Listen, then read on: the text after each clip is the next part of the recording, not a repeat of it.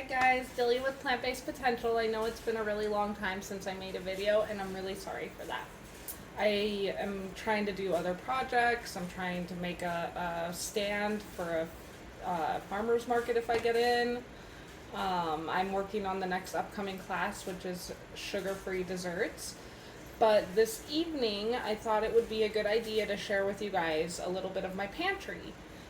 Just because it's like, easy go-to stuff that you can keep on the shelf for a long time, but it doesn't contain all the preservatives and stuff like that that you don't need in your life.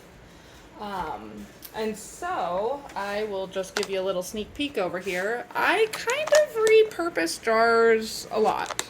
I guess recycle doesn't take glass anymore, and I have a really hard time throwing glass away at times, especially if it's like a nice jar that can hold stuff. So like brown rice, guys, always choose the brown rice option over the white rice personally. It does take a little bit longer of a cook time, but it's way better for you, and you can basically do all the same stuff. I mean, people complain about the flavoring of it versus white rice, but it's all about how you season. I also have some quinoa in here, another, shelf-worthy grain to have on hand. Black beans, found them on sale, got a bunch, they hold. I have actually multiple containers, so if you want to make a crock pot of those so that you have something for the week.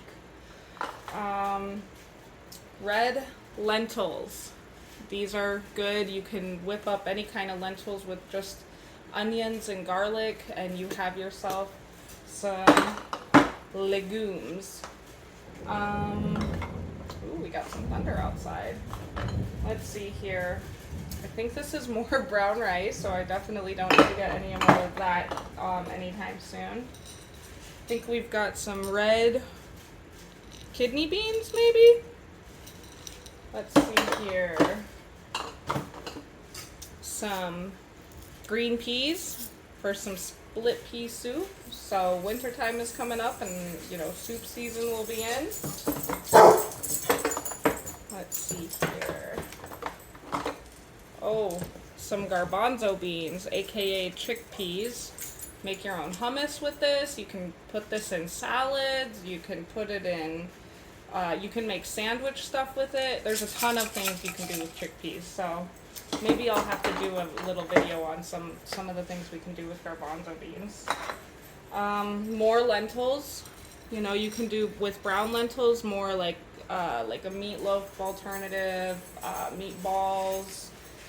Or just a lentil dal where you could just onions and garlic and maybe throw in some greens that need to get eaten. Let's see here. Oh, some mung beans. Another idea is like I could kind of give you guys the process of how to sprout some stuff like this and the process and how to keep it all fresh and good for your consuming foods. Some flaxseed, but it's in whole, so like for this flaxseed in particular I would need like a coffee grinder or something to bring it down to a finer level because it won't digest the way it should if it's still in its shell.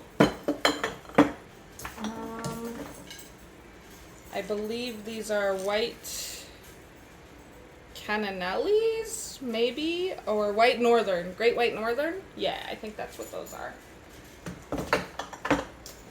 Let's see here.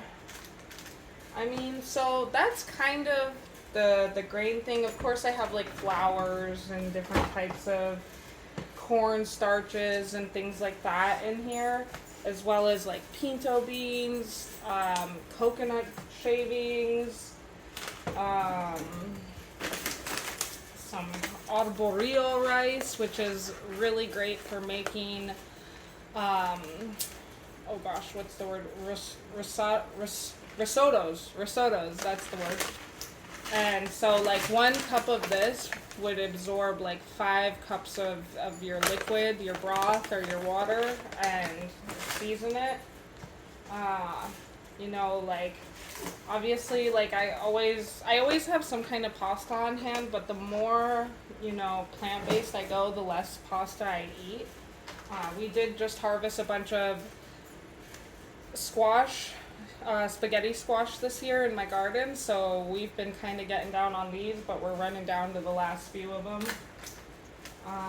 I always like to keep some sweet potatoes because they're really good stuffed. So like, for example, like those beans, the black beans, I would make a crock pot. I would throw these guys in the air fryer, and then with my black beans, just stuff it up with some black beans, maybe some rice, some onions, cabbage, whatever, you know, cilantro, to season that up, and that's a good meal. Potatoes, I don't eat as often, but I do love me a good potato-y breakfast of some kind.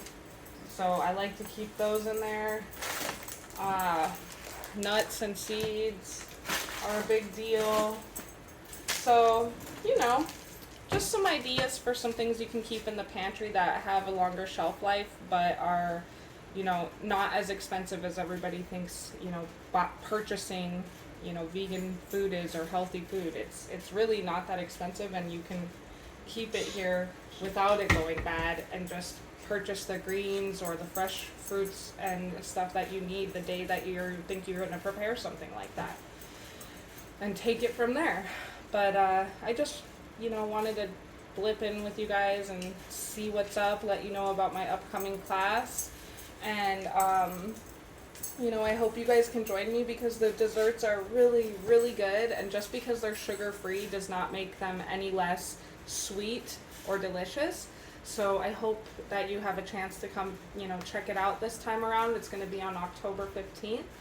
And, you know, I'm always here if anybody ever wants to contact me for any kind of anything. All right. Have a great evening. Thank you.